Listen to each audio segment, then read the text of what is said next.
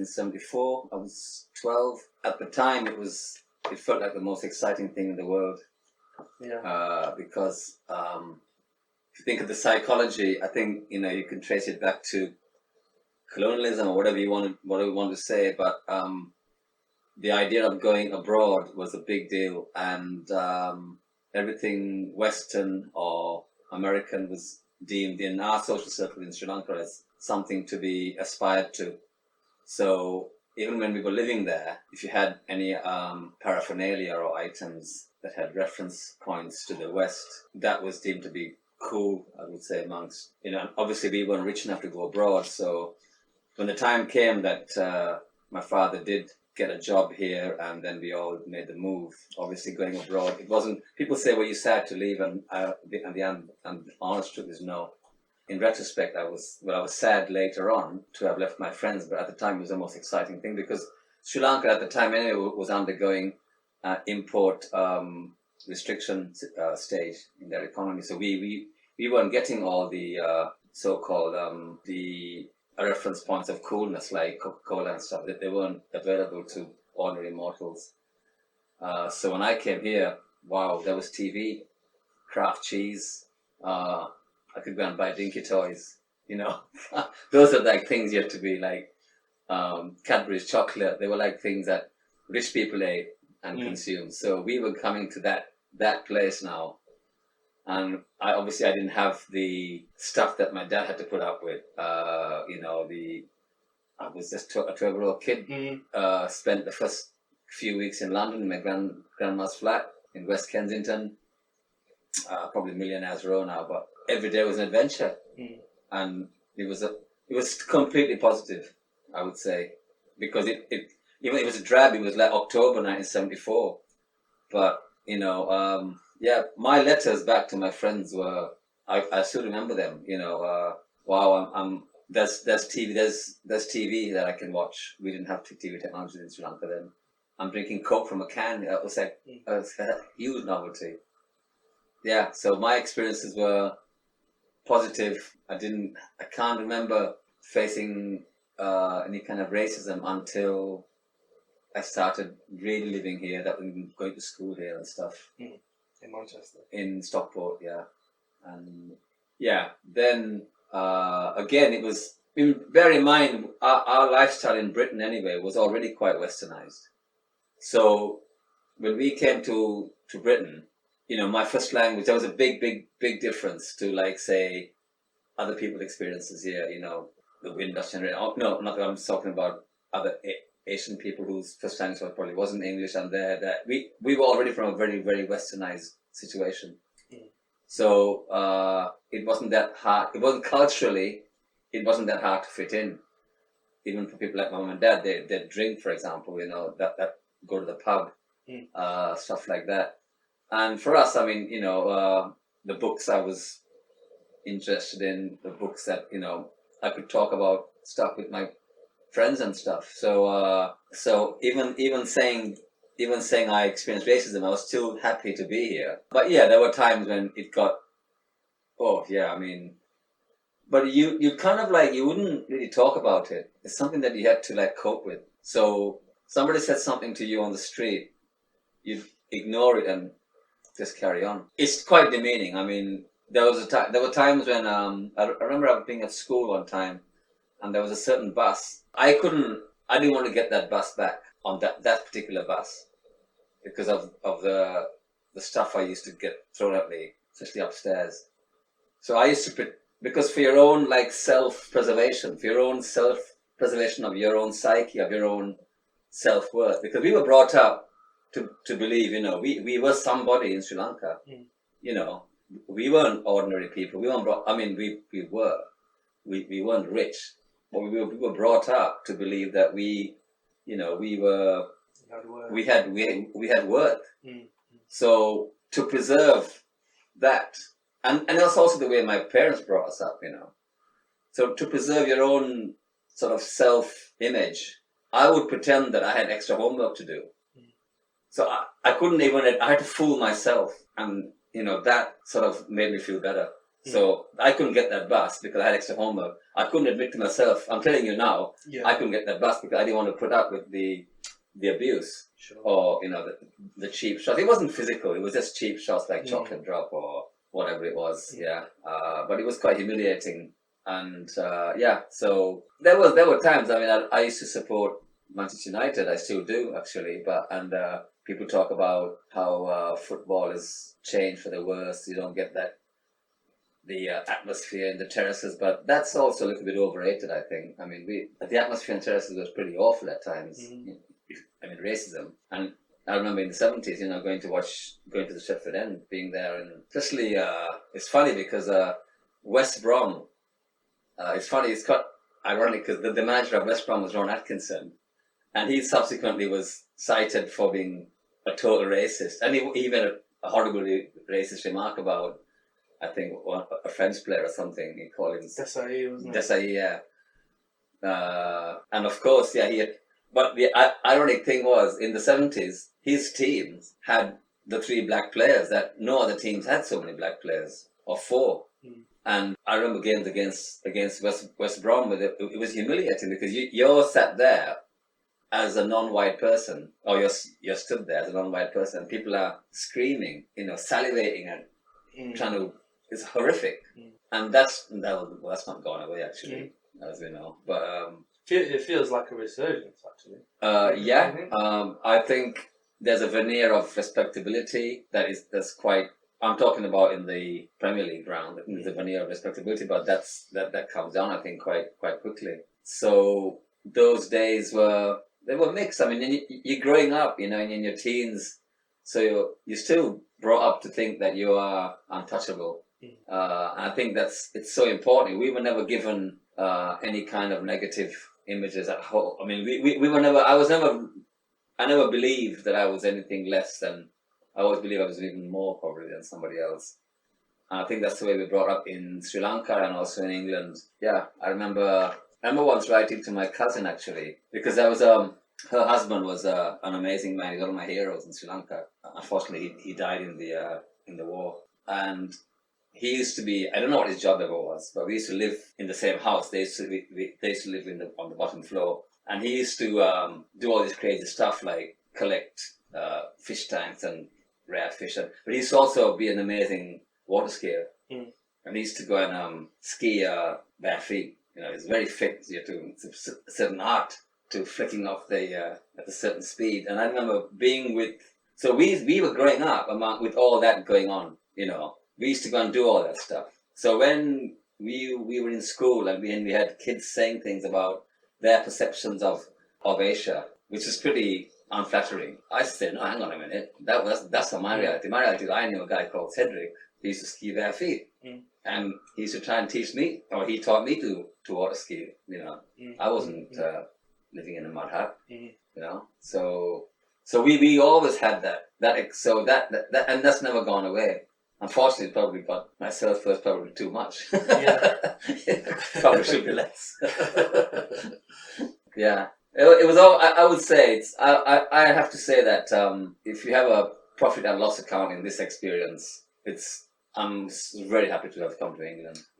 Absolutely. Yeah. And what about, do you feel like there's a kind of common immigrant experience that sort of builds a kind of solidarity, or is it a bit more complex than that, where there's tensions between different kind of communities? I think there's a commonality in the sense that despite, if somebody comes from Mayapur in northern Pakistan or from Lahore, or they come from, if you're non-white, you do have, there is a commonality. You experience racism, and this is the crazy thing. You get well-off emigre or bits of emigre populations who feel they're better than the other emigres. They're better, even people we were never led to believe that, but there are people even amongst the Sri Lankan community who they'd be racist towards blacks or Pakistanis or whatever. But that to me is a denial, because no matter where you have been, no matter what walk of life you're in, whether you're working in the tube or you're working in the NHS as a consultant doctor, you have faced racism if you're non-white. Nobody can tell me they haven't. So there's a commonality there. And I remember being, just going back to the point about thinking you're better than somebody else. When I was first here, the first, like, say, 5-6 years, people used to call me, or people used to use the word Paki at me. And I used to think, I'm not from Pakistan. I was thousands of miles away. You spit the word out. And it's like, I'm from Sri Lanka. As if like, but later when I kind of got more, I kind of grew out of that kind of short-sighted, slightly arrogant and view of myself, and think, well, we are, I'm happy to be, if that's what you want, I don't care. I'm the same as a Paki. I'm a Paki. Call me Paki. That doesn't matter. It's okay. But that took time, by the way, because you're still on the back foot. You're still on the defensive. You are. And you're trying to prove to the dominant culture that you are like them. You're more like them. Yeah. And you're not a Paki. But you are a Paki. Because you're non-white. So I think that's like the first thing to talk about when we talk about this argument about immigration. It centres on Muslims and Pakistanis. And the Muslim Pakistani is kind of stands in for everyone else. Persians, Kurds. Arabs, Indians, but I think that's a kind of. I mean, when we were there, the stereotypes were such that the Asian community or the Indians, everybody was Indian. They still say Indian if you want a meal. You've got a bad friend having an Indian. Yeah, you don't have a. You're having a Pakistani meal. No, and the Pakistanis themselves will advertise as Indian because the commercial prerogatives. Yeah. So, but there was a certain stereotype that people expected you to conform to. So the corner shop, the Asian guy or the Asian family was hardworking and kept themselves to themselves. Didn't really. The blacks were different. The blacks were more aggressive, and they were seen as a much bigger threat. When I was growing up in my teens and in my early 20s, the blacks were persona non grata in certain circles, in the media and so on. And then, in terms of my reading, no, because I just felt, I think it goes back to my grandfather. It's just the anti-establishment kind of genre. So I would read books about, as I think we mentioned before, like James Baldwin or Ralph Ellison or Richard Wright, those. And because it struck a chord, apart from the writing being beautiful. And also, I remember at 16 or so, my first Martin Luther King actually was a big hero of mine. I've got caveats to that now, but I still have that kind of, I thought he was an incredible revolutionary in one stage of his life. Yeah. And those were, because they were, I don't know, why didn't I have more like Asian kind of heroes? I didn't Gandhi, but then again, recently I've gone off Gandhi a bit. Not recently, actually, but quite a few years ago, having spoken to people and read stuff myself. Yeah. But and also I have to say, in say popular culture, like take sport. I have to say, people say like, why do you support this country and that country, not England? And I find it very hard to support an English national team. I might like individual, and then people look at it as I don't care what they say. It's probably a deviance in me. I've no qualms about individual people. I actually really enjoy individual watching certain sports people play. Daley Thompson for me was like a big hero. But that's more individual sport, I know.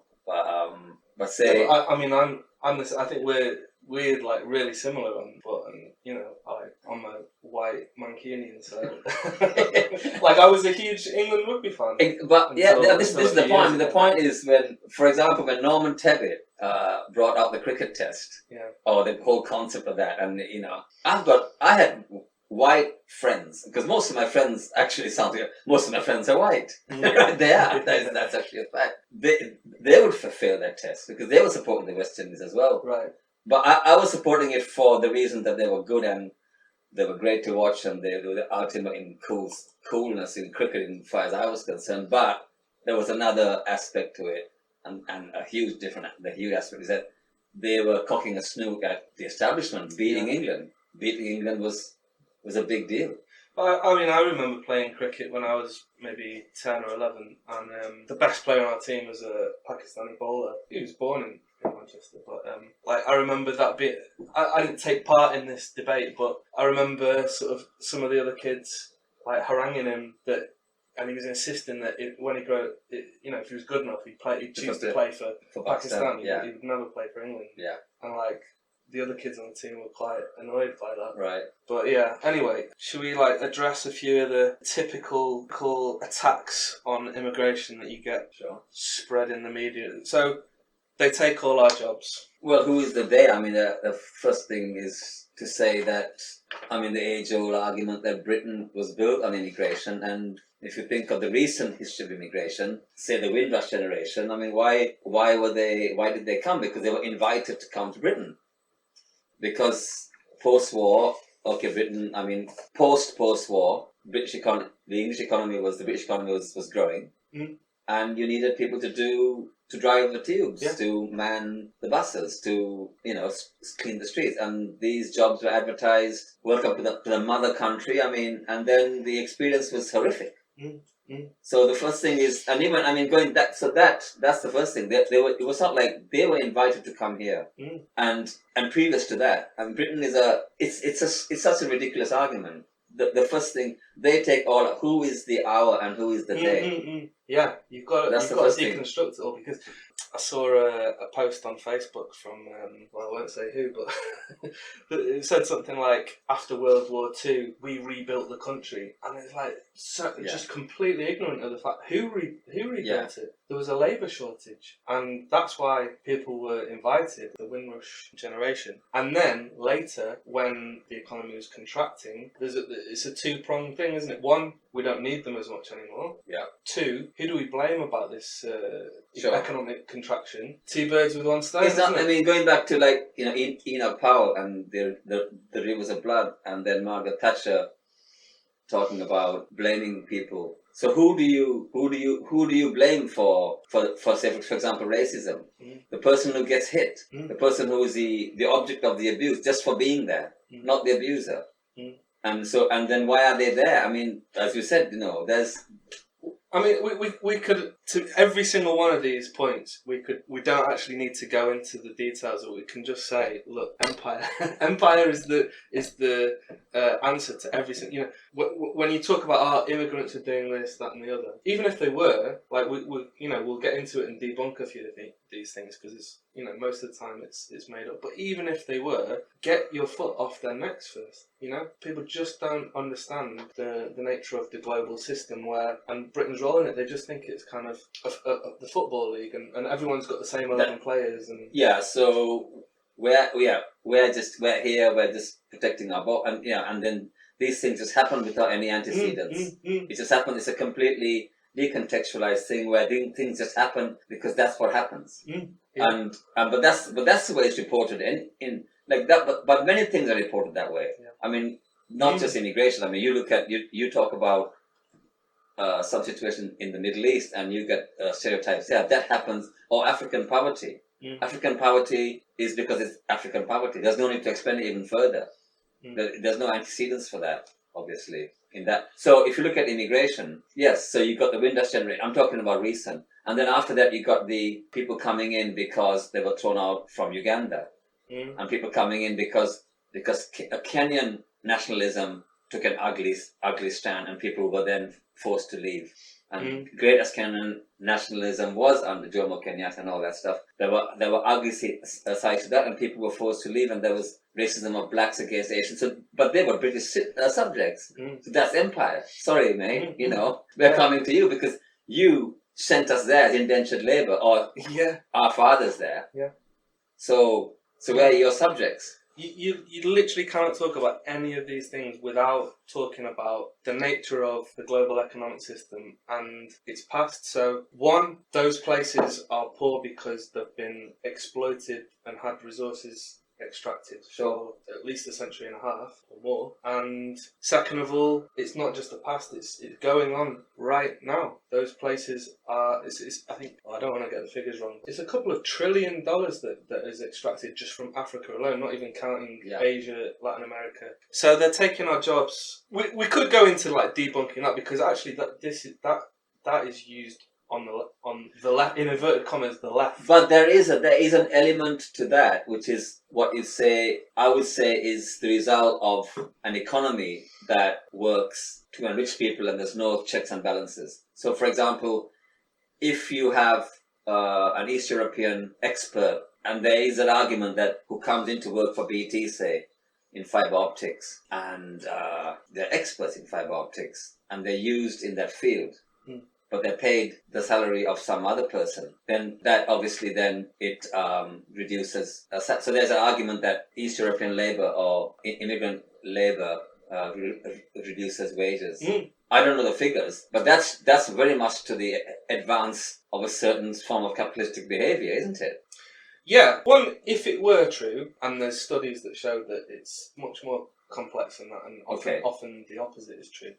But I'll say that in a second. But if it were true, the blame should go on the ones that are paying the lower wages. Exactly, that's what I'm saying. So yeah, that's my point. Yeah, sure. But on the other hand, where you have more people coming in, you have more creativity, you have more need, you have more people to do things. So more people means a growing economy. So for example, wages tend to be higher in London, where you have the most immigration, and they tend to be much lower in places where there's little or no immigration in other parts of the country. So they take our job. The them and the us is, I mean, this is nothing like something groundbreaking I'm going to say, but that them and the us plays right into that is totally racist. It's like, it doesn't matter what the they do, and that the us and the them are actually very similar. As you say, there's a vibrancy with the us and the them, and then it's all us, and that's the way it should be, and that's the way it has been in some instances in history. Yeah. That's the way it has been. But various people have agendas where you promote, the they is obviously seen as something so awful that whether it's to do with the food or the smell or whatever it is, it's just that you're not one of us. And that is it's utterly racist. It's not based on anything. Well, like the way you see those things is entirely dependent on how your mind is conditioned by the media environment and educational environment and the socio-economic structural environment. So for example, if you see poverty amongst a certain ethnicity, you won't necessarily equate that with you won't understand all the causes behind it. You'll it's like something pathological. Yeah, I think that's, to me, it's one of the most pernicious aspects of the media is that, and I think I'm just digressing here, but I get very little from watching mainstream media news. I really, probably it's good to know what it's going to rain or not, but honestly, that's so decontextualized. It is. I don't think that we learn anything much apart from making you angry. Yeah. Either way. I just can't watch it around other people because it just makes for a bad atmosphere. But right, this is a related point. It's kind of the other side of the coin. Schrodinger's immigrant. They take all our jobs. They're also a burden on the system, and they're scrounging and taking advantage of our very beneficent government that just is just too weak to say no to these scroungers. Well, the first thing is we've kind of dealt with the us and the them in probably not really satisfactory, but we tried to. But well, first of all, the beneficence part, it's not at all. It's very punitive. As far as I'm concerned, you cannot. I teach in a college where that has a large. Some of our classes have large amount of refugees and asylum seekers, and there's no beneficence there for them. It's absolutely horrific. I mean, they're on a tiny amount of money, a little stipend for the week, and then the other migrant labor that come. You can't just come and apply for benefits. But on the other hand, I really cannot see the justice in not being able to do that. But that's another point. So if you're doing the same job as me, why can't I apply for child benefits straight away? The same as you. Yeah, it's the same. It's the same point again, isn't it? Get your foot off their neck first, and then you can talk about what's fair and what isn't. But when you're a country that's built its entire infrastructure, you walk down the street in Liverpool and it's named after a slave owner. Like these magnificent Victorian buildings in Manchester, the cotton industry that was built from destroying India's cotton industry to start with. Yeah. So you got to talk about all those things, but I've got a few facts on it as well. So between 2000 and 2011, European immigrants, including Eastern Europeans, contributed 20 billion to the British economy. Immigrants arriving from outside the EU contributed 5 billion in the same period. How did they measure that? I don't know. I mean, it seems very plausible to me. Yeah. I'll post the link. But as I say, I mean, I almost don't even want to give those facts because it's like you conceding ground to the premises. Yeah, because we got exactly. So we've got. I mean, that's another point.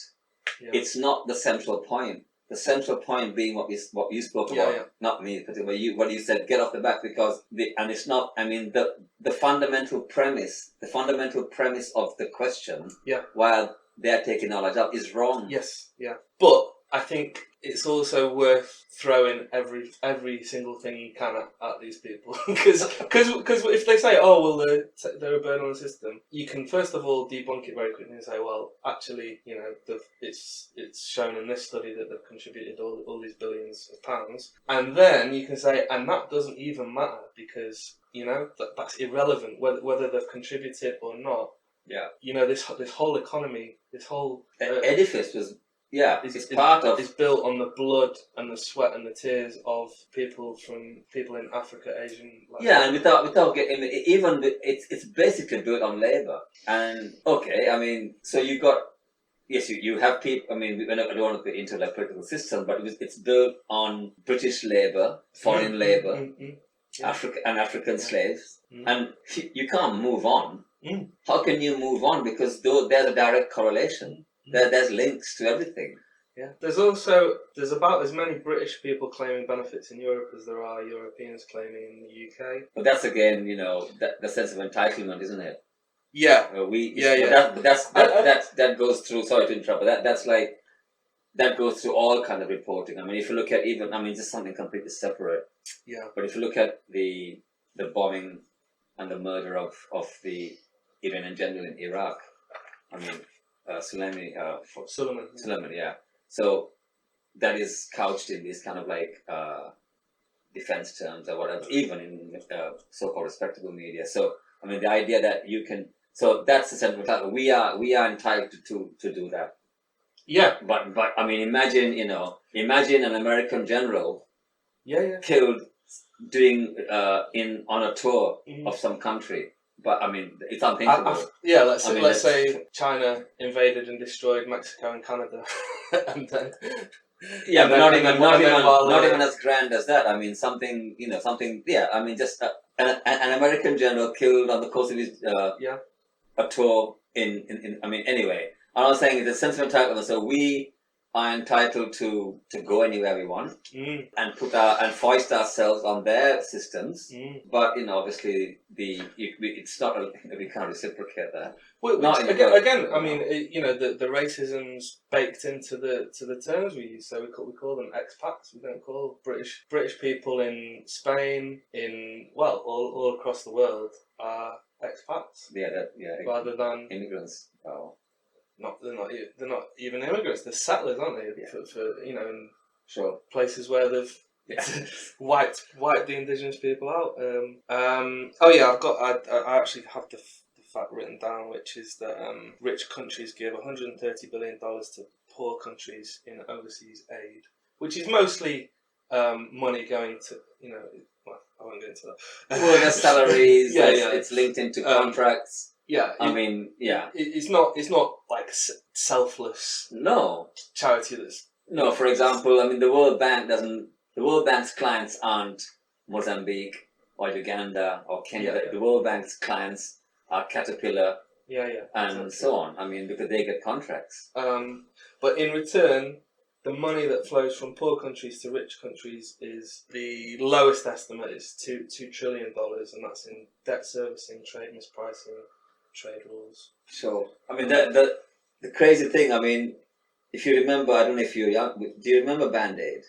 Yeah. I mean, at the height of Band-Aid, so Bob Geldof is going around saving Africa, okay, and he's pleading now whatever you may think, whatever, to do this and that. Mm. And I think for people to give to Africa, and so obviously the whole image, the whole paraphernalia surrounding that is that we have to save these poor African people.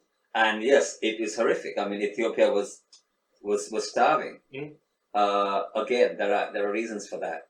There are political reasons for that as well, to do with Mengistu and other people who that suddenly became out of favor, and then they were developing the wrong way, so they weren't getting aid. I mean, the Pentagon used to have the Pentagon had a ZAP department, and Henry Kissinger used to zap countries.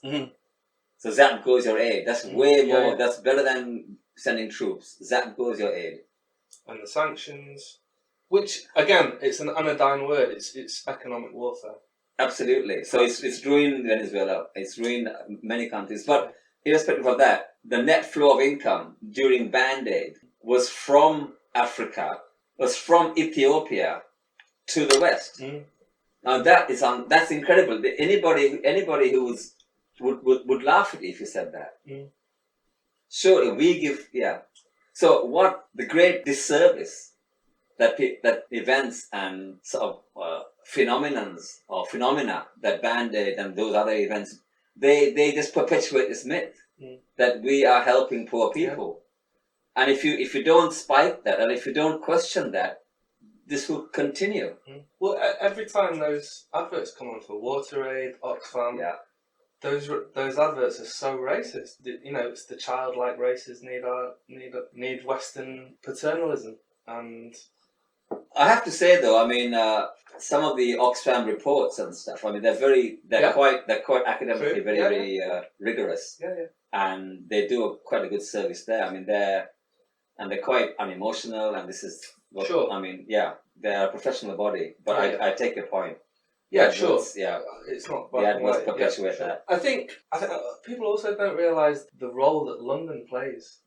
The city of London plays in the global economy, and it's one of the two capital centres of the global economy, along with New York. So it's a central pillar of imperialism. And then the other point about Britain's role in the world, apart from its direct military role in like invading Iraq, Afghanistan, and all the rest, but as it's one of the principal arms dealers of the world, so it's providing 12 billion worth of weapons to all kinds of awful countries like Saudi Arabia. Well, to me, there's no.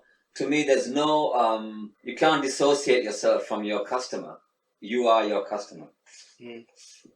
Not collectively the people of Great Britain. No.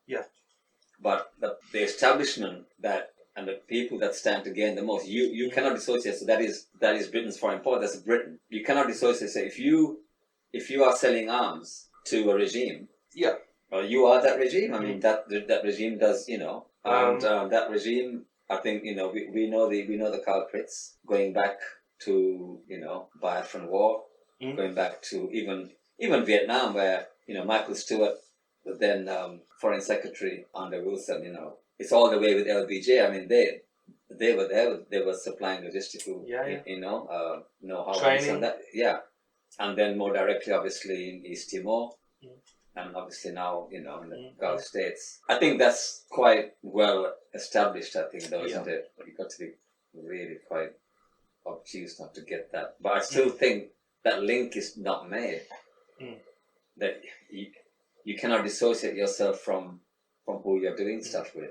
Okay. All right. This is good. We're full. Britain's overcrowded. I just walked down the street. I didn't bump into anybody. And it was like, this is, it's on a Saturday afternoon. So about 80% of the population live on less than 10% of the land in Britain. So if you built on 5% more land, you could fit another 30 million people, no problem. The entire world population could fit on the islands of Britain and Ireland. And that would be quite crowded then. That'd be quite crowded, but it'd be less crowded than Manhattan. Okay. I mean, not that we would want to be that, but just just as a thought experiment. Britain was a net exporter of people for most of the 20th century. So between 1961 and 1981, Britain's population declined by over 1 million. There's there's about 100,000 Brits living on the French Riviera alone. Yeah. And then, but it's not really about that, is it? It's about who it is. Yeah. So well, if a load of white Australians come or South Africans come, it's not going to be a big issue. There's 400,000 Aussies living in London, 250,000 French. They're fine, mate. They're just like us. How many headlines are about No. Aussies taking over London? Yeah, and there they are in the Outback Bar or whatever it is. Yeah. I don't know what it's called. One of those places. There's stuff like, there's too much traffic, NHS queues are too long. They are too long and there's too much traffic, but that's not, that's a fact. Yeah. And so there should be more funding of proper funding of buses and trains and subsidised rail fares. Yeah, and maybe if we didn't have nationalisation and one of the worst transport systems in Europe, then maybe more people would use it. Yeah. Maybe if they stopped dismantling the NHS and profiteering off it. And instead, they're building smart. Sorry, I have to get the smart motorways in. Yeah, because I hate them and I'm always on them. So they upgrade. Yeah. But then there's I think the other thing we need to address is so-called left arguments supposedly in favour of immigration, but again, they often just agree with the premises and disagree with the conclusion, which is typical of the British left in So can you give an example? So they'll say, for example, that 26% of doctors are foreign and 11% of NHS staff overall. As a good thing, they'll say that. Yeah, and I think I think it is worth pointing out, but what it ignores is the fact that this is another form of imperialism. Absolutely. That expertise is needed in other countries. So just because it's I've actually got the. It's actually quite shocking because in that net flow of income you're talking about 5-10 minutes ago, I don't know if you factored that in. The fact the loss of that and then the repercussions, the extrapolation of what, for example, so West Africa about 5 years ago was undergoing a horrific situation with Ebola, right? And where are all the experts? They're in agencies and they're working for the NHS. So if you were a qualified nursing or staff or a doctor, who would begrudge you for coming here? But the system is wrong, isn't it? Yeah. It's not at all to blame individuals. It's it's often pointed out as we need those. This is the left argument for immigration is we need those skills, and that is missing the point that you're denuding some. You're denuding a country of their best people. It costs a tenth of what it would cost to train new doctors here. Yeah. It costs a tenth to just bring one in from abroad. But then the thing is, actually, then you're if we are going to absolve the individual from blame, which we have to do, really, for coming here to better your. I mean, my father came. But then, so if you're going to do that, then we have to. Then they're going way into systems of governance and economic systems that mean that those people aren't paid very well in their country. That mean they have to come. So then you got to go into all that, and ultimately you do have to go into all that, and then it comes back to exploitation and so on. That a nurse can't afford to be a nurse in Kerala, so she has to come and work in Birmingham. Or same for a doctor. Okay, this one annoys me. They're changing our culture. Well, that's good, isn't it? Yeah. No, it's not good, Andy. I think we should still be forcing small children up chimneys and. Well, I think most people. I bet you're right. This is Tommy Robinson. I bet you he loves a curry. Yeah. This is the thing. It's you probably have these horrific racist beliefs, and then probably. Who does he support? Is it Millwall or Watford or something like that? Yeah. I bet some of his favourite footballers are. A black. Or from abroad. And because otherwise we'll be, we won't have iced cold. It should be able to have John Major's warm beer. It's probably quite nice though, if you like, that kind of beer. But, what is American music? What is American music is essentially black music. everything stemmed from that. The great white music of America stemmed from black music. What is our culture? They're changing our culture. That I don't know. Haven't really. Yeah, I suppose I've not really. But then again, I don't probably meet people like that who actually say those kind of things. Who would say such a thing? Yeah, I've heard it. Yeah, I've definitely heard it. But it's just a very strange view of Britain as it is. like, but it's very it's an island. We're an island. But again, it's a sense. It's that entitlement. We'll pick what we want from you, which is cool. But we think, oh, I like that. Yeah. But now you're changing our culture. It's too much now. Yeah. I don't know if you remember. Sometimes in the past when you used to do an essay and you used to write this like a straw argument just to bring it down. Yeah. So it's like an argument that nobody even made, but you made it just to bring it down so you can make your point. There's a word for that. It's like a technique. Knock down Sally or something like that. Yeah, but so you get suddenly a big uproar. Didn't happen this Christmas. That you can't. They're changing our culture because you can't say Happy Christmas. We've got to say Happy a Happy Holiday. Yeah, Bradford, the Muslims are. Yeah. Will go up in. I've never met a Muslim. I meet a lot of Muslims. I have never met a Muslim person who is against Christmas. Yeah. Who doesn't like anybody saying Happy Christmas. They might not celebrate it to the way that British people. British white British do. Yeah. They might not. And some of them, that might be a good thing. They might not get absolutely slaughtered. That might be a good thing as well. But I've never met anybody saying such things. The poppy one, I wish was more true. Oh, they hate poppies. I wish that was more true, to be honest. But look, at the end of the day, right? Most people, it's like we're going back about the traffic. They're just trying to get a bus home or something. They're not bothered about a poppy. Yeah, sure. There's no bus because there's traffic jams, you said before. Alright, there's the thing about they're taken over with their Sharia law. I remember because my mum reads the Daily Mail, so in my house often I'd see Daily Mail headlines every day, and I'd quite often read it myself when I was my teens. Brave man. Not really sort of understanding we used to get my grandma used to get the Express, and I remember these kind of stories often about Sharia law was taken over in big centre spread, and all the ways in which Muslims were taking over our country.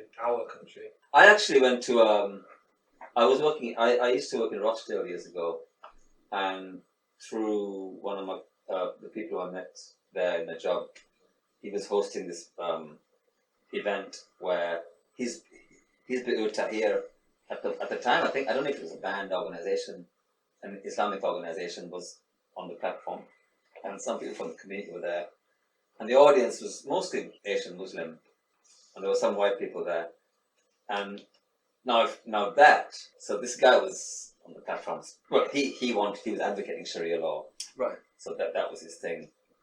So it's no surprise that if you had the son or something, or one of the culprits, if you went to one of the meetings, and there was a white family or a group of white people not far from me, and they got up and left in disgust. But some of the things that were said were actually, if not disgusting, they were certainly ridiculous. I have to say that. Yeah, sure, but Sharia law doesn't have one definition. You've got the kind of takfiri definition where, Oh yeah, Sharia law is seen as this kind of awful, evil thing. Yeah, it's just... Sharia law is seen as like some, beheading women and... Yeah. Also beheading women, stoning people, and that's it. I'm very far from an expert, just from some debunking that I've seen, that I've come across it by Muslims. It's really not a particularly sinister thing at all. It's just Islamic law, and I read that it was just Sharia law doesn't mean that has to be the state law. No, exactly. There's different. It works in conjunction with the state. Yeah. Unfortunately, in some countries, obviously I'm the same as you. I don't know. I'm not an expert in Sharia law, but it's not something sinister. But there are elements to it that have been interpreted as this, and that goes down as Sharia law, and then that's taken up as Sharia law. I think it's just a misunderstanding about what religion is and how religions function, and especially like global religions like Islam, Christianity, Buddhism, Sikhism. They've got these very long traditions. They've got hundreds of years, if not thousands of years of history, and they're spread across the globe. And there's within that all the human variety that you can imagine, and there's good and there's bad, and it's a very like blinkered view, like Islam is this one thing, and it's extremely. But we know that's the sad thing. If I mean, call me sentimental or whatever, but in my experience, going back to what I first said, coming to England or whatever, people's propensity to be decent and kind is far more than the opposite, to be nasty and harmful. Now the thing is, that's our everyday lived experience. So Sharia law or not, that's our everyday lived experience. I firmly believe that in most cases. Now, if we know very well that the people who will propagate these kind of stories about Sharia law have a different agenda. Now, unfortunately, I know you can say this and that about why Labour lost or whatever, but the media is so powerful. It is. I know that print media is the same as it was before, but it's still incredibly. I see the sound all over the place. Yeah. I see the mail all over the place, and if not the mail online. It's the most read online news product. English language. In the world. I think. Yeah. So I mean that's. And for me, these are very one-dimensional news outlets.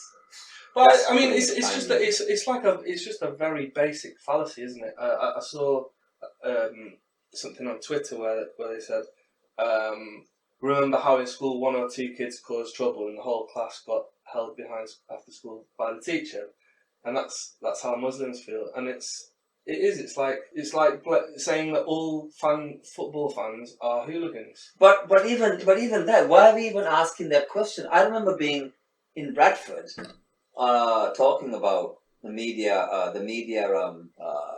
coverage of events whether it's horrible, say events of horror or whatever, and even now, so almost even I do that now. Where I looked at some horrible thing that happened to a Jewish family in America not long ago, a few days ago, and I looked to see what the name was.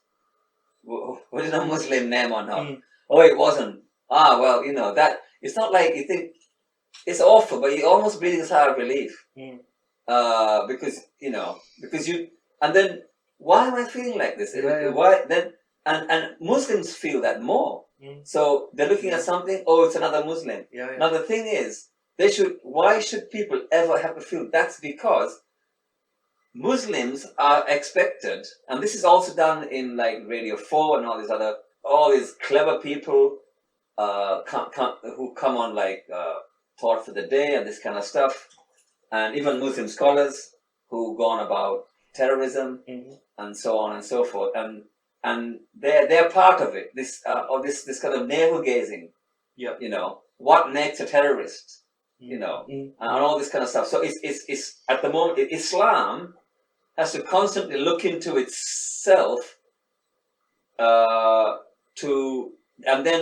try to find out the answer as to why somebody would blow up a plane, as to why somebody would behead somebody, why somebody would drive a truck. That's why should Islam have to do that? But why the pilot of the Apache helicopter that fired a Hellfire missile into a fleeing ambulance in Palestine, an American missile, a Christian pilot. Would they ask Christianity to look into his soul? George Bush prayed with Tony Blair before he went to war. Does Christianity does the religion of Christianity get exhorted to look into its soul? Or Anders Breivik, Dylan Roof, these are terrorists, and they're doing it in the name of and they don't white Christianity. I don't get asked to account for them. But like your example's better. Like George Bush, Tony Blair, Boris Johnson. They actually but they actually said that the Christianity forms a big pillar of their beliefs. And their actions. And this is what what they're saying. How are you doing for time? Have you got to do it? I need to, yeah, All right. go. Yeah, sorry about that. No worries.